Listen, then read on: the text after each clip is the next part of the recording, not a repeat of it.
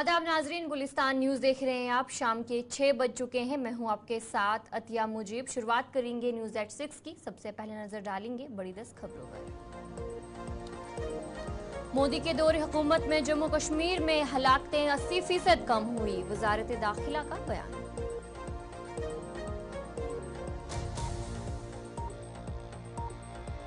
कारगिल विजय दिवस 2024 के मौके पर जिला मजिस्ट्रेट कारगिल ने ड्रोन के इस्तेमाल पर पाबंदी की आयद।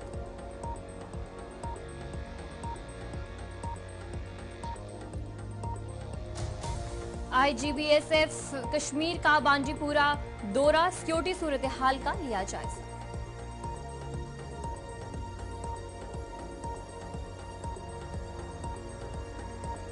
कुछ लोग जम्मू कश्मीर में अमन को हजम नहीं कर सकते, हालात जल्द मामूल पर आएंगे, मनोज सिन्हा का बयान।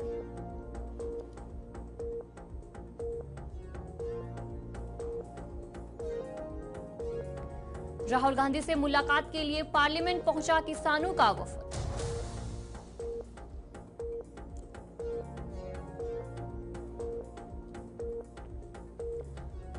बजट 2024 को लेकर रियासतों से इम्तियाजी सलूक के खिलाफ पार्लियामेंट कॉम्प्लेक्स में अपोजिशन ने किया एहतजाज।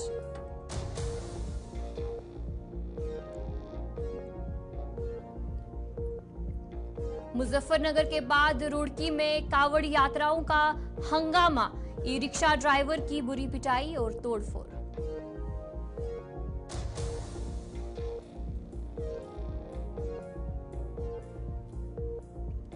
महाराष्ट्र और गुजरात में सैलाब की तबाहकारियां, गढ़चिरौली में कई गांव हुए जेर-ए-आब।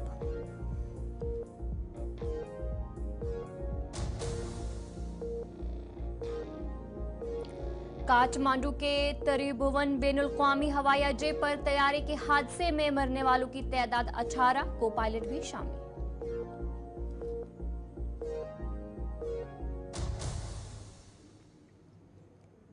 गजा में जेर हिरासत अमरीकियों के अहल खाना से मुलाकात करेंगे अमरीकी सदर जो बाइडेन।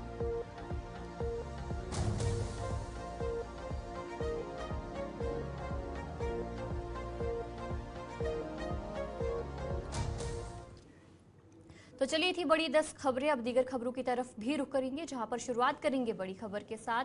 महाराष्ट्र और गुजरात में सैलाब की तबाहकारियां देखने को मिल रही है।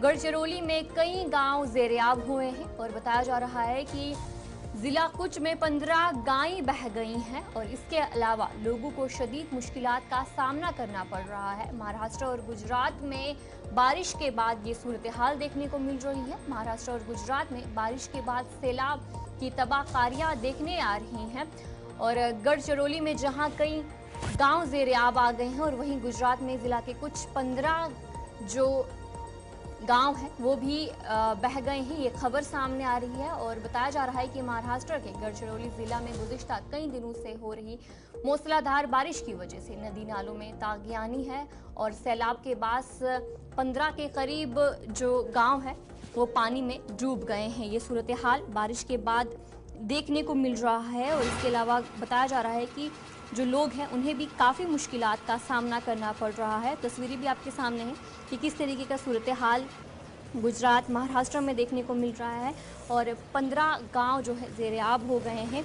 ये खबर जो है वो सामने आ रही है और इसके अलावा बताया जा रहा है कि जो आमदोरफ्त में भी काफ़ी मसाइल पैदा हो रहे हैं। गढ़चिरौली में मूसलाधार बारिश की वजह से हालात मुसलसल बिगड़ते जा रहे हैं और इसके अलावा सैलाबी पानी कई गांव में गहराई तक दाखिल हो गया है, जिसकी वजह से लोगों को खाने पीने में भी मुश्किलात का सामना करना पड़ रहा है। इंतज़ामिया ने सैलाब से निपटने के लिए खसूसी इंतजाम किए गए हैं। सैलाबी सूरत हाल के बाद मुतासरा इलाकों में सड़कों को एहतियात के तौर पर बंद कर दिया गया है, जिसकी वजह से लोगों को आमदोरफ्त में मुश्किलात का सामना करना पड़ रहा है। वहीं गुजरात के इलाका कुछ में भी सैलाब की तबाहकारियां जारी हैं।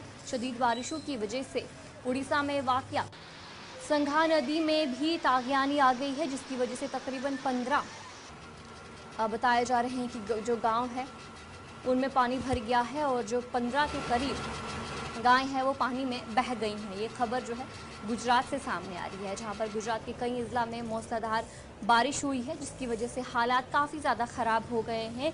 चाहे इंसानों की बात करें या फिर जानवरों की बात करें, दोनों को ही मुश्किलात का सामना करना पड़ रहा है। सैलाबी सूरत हाल के पेश नज़र हुकूमत ने मुतासरा अफराद को हर मुमकिन मदद फराहम करने की हिदायत की गई है। गुजरात के वज़ीर आला भूपेंद्र भाई पटेल ने सैलाब से मुतासरा कई अजला का फ़िज़ाई मुआयना भी किया। उन्होंने कहा कि ज़िला इंतज़ामिया को हिदायत दी गई है कि वो तेज़ बारिश के दौरान लोगों को हिफाजत के लिए तेज़ी से काम करें।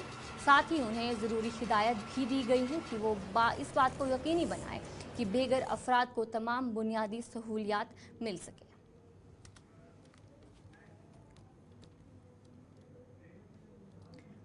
पार्लियामेंट के बाहर आज काफ़ी शोर देखने को मिला। दरअसल लोकसभा में अपोजिशन लीडर और कांग्रेस लीडर राहुल गांधी ने किसान लीडरों को पार्लियामेंट में अपने दफ्तर मिलने के लिए बुलाया था, लेकिन उस वक्त हंगामा हो गया जब किसानों को पार्लियामेंट में दाखिल नहीं होने दिया गया और उसके बाद एक हंगामा और एहतजाज देखने को मिला। और एहतजाज के बाद किसान लीडरान के 12 रुकनी वफद ने लोकसभा अपोजिशन लीडर से मुलाकात की। मुलाकात से कुछ देर पहले राहुल गांधी ने किसानों को पार्लियामेंट में दाखिल नहीं होने देने का इल्ज़ाम लगाया था। उन्होंने मीडिया से बात करते हुए कहा कि उन्हें यहाँ मुलाकात के लिए मदऊ किया गया था किसानों को, लेकिन उन्हें यहाँ आने की इजाज़त नहीं दी जा रही है क्योंकि वो किसान है, शायद इसीलिए वो अंदर उन्हें आने की इजाज़त नहीं दे रही है। और इसके अलावा राहुल गांधी ने कहा कि ये मसला है, लेकिन हमें क्या करना चाहिए, ये तकनीकी मसला भी हो सकता है। ताहम कुछ देर बाद किसानों को अंदर आने की इजाज़त दी गई। रिपोर्ट के मुताबिक किसानों के वफद ने राहुल गांधी के सामने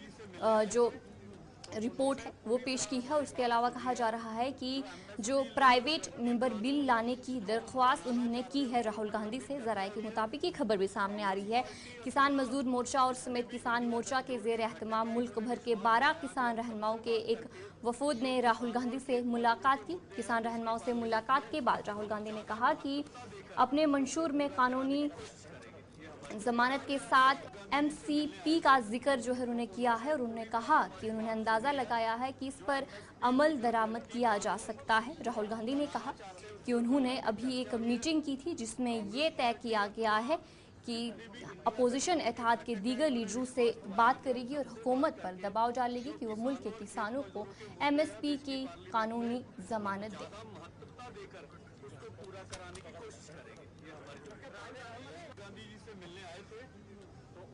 पूरी तरह हमारी बात सुनी है। जो एमएसपी लीगल गारंटी कानून चाहते हैं उसके ऊपर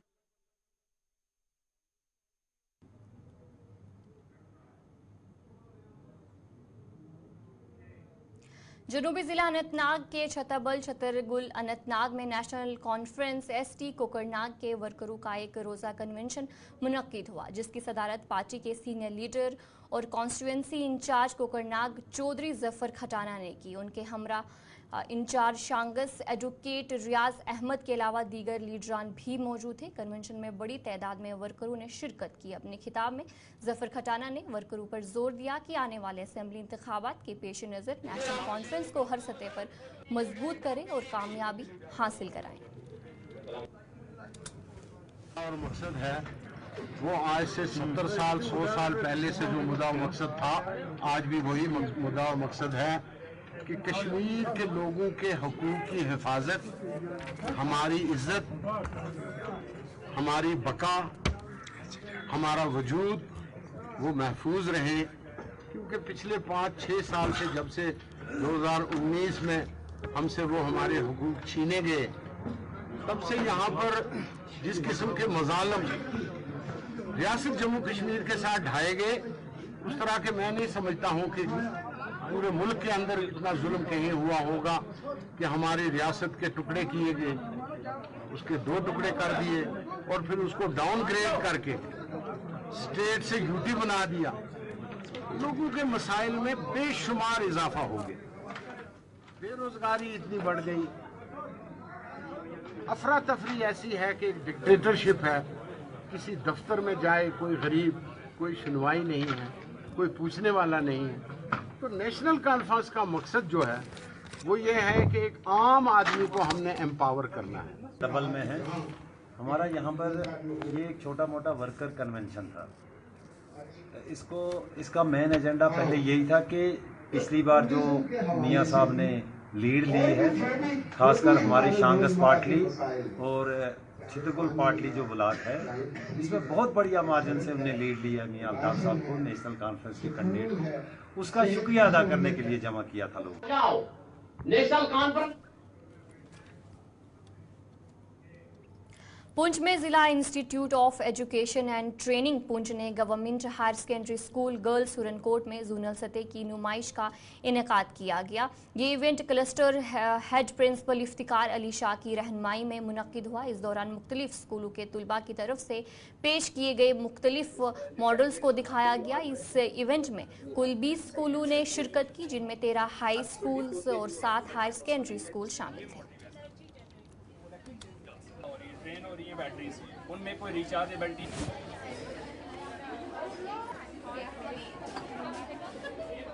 साइंस एग्जीबिशन डिस्ट्रिक्ट लेवल पे डाइट के ज़रिए इनकाद की जाती थी, जिसमें बहुत कम स्कूल पार्टिसिपेट कर सकते थे। एक तो लार्ज नंबर ऑफ स्कूल्स, इतना टाइम नहीं निकल सकता था और मैनेजमेंट भी नहीं हो सकती थी। इस बार डिप्टी कमिश्नर को जनाब यासीन मोहम्मद चौधरी साहब ने डायरेक्शन दी थी कि जोनल लेवल पर भी एग्जीबिशन किया जाए, और ये स्टेप इतना अच्छा साबित हुआ कि आज हमें उम्मीद से बढ़ के रिस्पांस बच्चों का मिला और बच्चों ने बड़ी मेहनत करके मॉडल्स बनाए। Working model, maximum models working model थे और इनोवेटिव थे, जिनको बच्चों ने बड़े अच्छे तरीके से एक्सप्लेन किया और अपनी जो है काबिलियत का मुजाहरा किया। इसके अलावा यहाँ आज एक सिम्पोजियम का भी इनकाद किया जा रहा है, मिलेट्स, जिसका टाइटल है millets for sustainable life on the planet. तो वो सेकंड हाफ में हमारा प्रोग्राम रहेगा। तो फिलहाल ये एग्जीबिशन के लिए बच्चों की जजमेंट चल रही है और जजेस हज़रात की हालत में देख रहा था कि उनको बहुत मुश्किल आ रही है एवेलुएट करने में, क्योंकि सभी बच्चों ने जिन्होंने मॉडल बनाए मेहनत करके और अच्छे तरीके से एक्सप्लेन किया, एक से बढ़ के एक। तो आज का ये प्रोग्राम जो है अल्लाह ताला के फजल करम से बड़ा अच्छा रहा। इससे फ़ायदा ये है कि एक तो बच्चों को एक्सपोजर मिलता है और सभी को पार्टिसिपेट करने का मौका मिलता है, और कुछ बच्चे जो मॉडल बना के लाते हैं उनको तो जानकारी होती है, नॉलेज होती है, जो बच्चे देखते हैं तो उनको भी इससे बड़ा फ़ायदा मिलता है। Myself Mohammad Mutayib Raza Khan, student of class 12 from Government Model Boys High Secondary School Suranpot। Sir आज यहाँ हम आए थे, एक साइंस एग्जीबिशन था। यहाँ हमारे जो डाइट की तरफ से, डाइट पुंछ की तरफ से ये एग्जीबिशन अरेंज किया गया था, और ये अरेंज था government degree model girls high secondary school में। ये हमें एग्जीबिशन के लिए आना था और आज हम यहाँ आए, और हम in the guidance of principal Iftikhar Hussain Shah साहब, उनकी गाइडेंस में हमने ये परफॉर्म किया। और हमारे गाइडेंस टीचर से बिशारत डार, जो हमारे फिजिकल टीचर भी हैं boys high secondary school Surankote में, थैंक्स अ लॉट। और इन्होंने हमें बहुत अच्छा प्लेटफॉर्म दिया अपने आप को प्रेजेंट करने के लिए और अपनी जो पोटेंशियल थी उसको रिप्रेजेंट। हमारा मॉडल जो था बेसिकली ब्रेकिंग सिस्टम पे था। आजकल की जो ब्रेकिंग सिस्टम होती है वो एनर्जी अब्जॉर्ब नहीं कर सकती। हमने उसको बेसिकली इस टाइप से डिजाइन किया कि वो जो एनर्जी थी उस टाइम में, वो जब शॉक उस डिस्क से आता है, उस शॉक डिस्क का शॉक पूरा अब्जॉर्ब करके उसको इलेक्ट्रिक एनर्जी में कन्वर्ट करना, ये हमारा मेन मोटिव था। डोडा से पुल डोडा तक का रोड जो डोडा को दीगर मुकामात से जोड़ता है, जिसकी खराब हालत से मुकामी लोग काफ़ी परेशान हैं। ड्राइवर्स और मुकामी लोगों ने बताया कि तकरीबन 5 किलोमीटर का ये हिस्सा गड्ढों से भरा हुआ है। इसके अलावा ड्रेन का निज़ाम भी खराब हालत में है और बरसात के दिनों में पानी भर जाने से बड़ा मसला दरपेश हो जाता है। उन्होंने आरएनबी डिपार्टमेंट से दरख्वास्त की है कि इस मामले को देखें ताकि इस सड़क पर ट्रैफिक आसानी से चल सके। ताहम executive engineer PWD Manoj Gupta ने गुलिस्तान न्यूज़ से बात करते हुए यकीन दिलाया कि जल्द ही इस हिस्से की मरम्मत की जाएगी और ड्रेनेज सिस्टम को बेहतर बनाया जाएगा। ये आ रही है कि ये रास्ते में खड्डे पड़े हुए हैं, कोई मेंटेनेंस नहीं होती है इसमें, मतलब ऑफिसर लोग सिर्फ पैसे निकालते हैं, कोई मुलाजिम नहीं होता है इसमें देखने के लिए, कोई एईज नहीं होते हैं, कोई ऑफिसर नहीं होते हैं, सिर्फ खाली बिलिंग होती है, बाकी कुछ नहीं, काम 0% होता है। ड्राइवर को तो हमें गाड़ी चलने पे तो हर वक्त दिक्कत होती है, मतलब जब भी हम कहीं रोडों पे, ये यहाँ का नहीं है, पूरे डिस्ट्रिक्ट डोडा का यही हाल है। पूरे डिस्ट्रिक्ट डोडा में जो यही हो रहा है। हेडक्वार्टर में जहाँ के बड़े बड़े अफसर वाला रहते हैं, जहाँ की वहाँ यहाँ की कंडीशन है, तो बाकी इलाका की क्या होगी? वहाँ आप देखोगे तो वहाँ तो इससे भी बदतर हालत है। एक रास्ता भी सही नहीं होता है, लेकिन एक सवारियां भी ओवरलोड लोग ड्राइवर साहिबान चढ़ाते हैं, क्या उनकी भी गलती है, लोगों की भी गलती है कि जबरदस्ती अगर 10 सीटें मतलब 10 आदमियों की जगह होती है तो 25 आदमी चढ़ते हैं। ड्राइवर बोलता है नहीं जी ये जबरदस्ती। उनको ये बताना चाहते हैं कि कम से कम रोड की तरफ तवज्जो दी जाए, अफसर बालान को हुक्म सादर किया जाए कि ताकि वो उस रोड को मेंटेनेंस करे हर जगह, हर इलाके, चाहे भद्रवा, डोडा, गुंदो, कारा, किश्तवाड़, जैसे भी जितने भी इलाके पड़ते हैं रूरल एरिया में। अगर रूरल एरिया में आप देखोगे तो वहाँ इससे बदतर कंडीशन है। ये तो हेडक्वार्टर की बात है, तो बाकी जगहों की क्या बात हो? वहाँ अगर सही आप देखोगे ना क्या हालात है इन रोडों, तो कम से कम थोड़ा सा अफसर बालान को भी देखना चाहिए। लेकिन हमारे डिस्ट्रिक्ट हेडक्वार्टर की रोड सभी जरूरी है, चाहे लिंक रोड है, बर्थ रोड है, डोडा देसा रोड है, हर रोड इस डिस्ट्रिक्ट हेडक्वार्टर के लिए जरूरी है, क्योंकि ये मेन लिंक होती है। और लिंक रोड सबसे बड़ा लिंक है, जहाँ से किश्तवाड़ की गाड़ियां, भद्रवा की गाड़ियां, हर जगह की गाड़ी इस पर होती है, आती है डिस्ट्रिक्ट हेडक्वार्टर पर। लेकिन इस रोड की हाल ऐसी है कि कहीं रट्स हैं, कहीं रोड वाइडनिंग हुई है, पूरी नहीं हुई है, उसको फिनिशिंग नहीं दी गई है, क्योंकि ये हमारा बहुत पहले से मुद्दा था। हम हर मीटिंग में ये बोलते थे कि इस रोड की वाइडनिंग की जाए, डबल किया जाए, लेकिन ये इस पे काम किया, या तो पैसा खर्च प्रॉपरली नहीं हुआ, या तो मैं कहता हूँ मैनेजमेंट नहीं सही हुई। तो इस पे रट्स भी हैं, काफी काम अभी बकाया है। 3 साल 4 साल से काम चल रहा है। 5 किलोमीटर की रोड है, ये पूरी नहीं हो रही। सरफेस भी ठीक नहीं है, बैक साइड भी ठीक नहीं है, ड्रेनेज ठीक नहीं है, क्योंकि ये जो पैसा लगा है अगर इस पे प्रॉपर देखा नहीं जाए, प्रॉपर चीजों को किया नहीं जाए, ये फिर डैमेज होगी। ये हमारा बहुत इंपॉर्टेंट। लेकिन इसके अलावा भी मैं कह रहा हूँ, एडमिनिस्ट्रेशन से कहता हूँ, जिसके पास भी ये रोड है, चाहे PMGSY चाहे RNB है, ये बर्फ रोड है, देसा रोड, ये रोड हमारी जो डोडा से पुलडोडा जाती है, बड़ी इंपॉर्टेंट रोड है, जो किश्तवाड़ जिसको भी जाना होता है या भद्रवा यही रोड यूज करते हैं। इस रोड में आपने देखा होगा 1-2 साल से विजुअल चेंजेस, जैसे हमने जहाँ पे ब्लॉकेज हो जाती थी ड्रेनेज सिस्टम में, हम वो जो पाइप्स को हटाकर हम वहाँ पे RCC कल्वर्ट्स बना रहे हैं। तो साथ ही में जहाँ पे ये अभी पॉट होल्स बन गए हैं, उसको भी इसी साल प्लान में रखा है। हमें उम्मीद है कि 1-1.5 महीने में ये रोड बिल्कुल फिट हो जाएगी।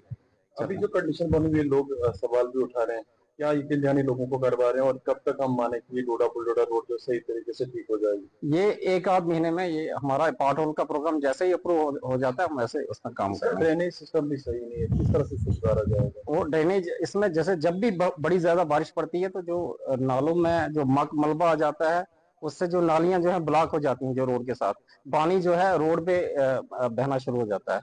इसी सिलसिले में हम यहाँ लगे हैं, जहां जहां हमें लगता है कि जहां ब्लॉकेज हो जाती है, पाइप चौक हो जाती है, तो वहां पर हम ये RCC कल्वर्ट्स बना रहे हैं ताकि ये प्रॉब्लम कम से कम हो, रोड की ड्यूरेबिलिटी ज्यादा बढ़े। तो चलिए नाजरीन, न्यूज़ एट 6 में इतना ही। अभी के लिए मुझे दीजिए इजाजत और आप बने रहे गुलिस्तान न्यूज़ के साथ।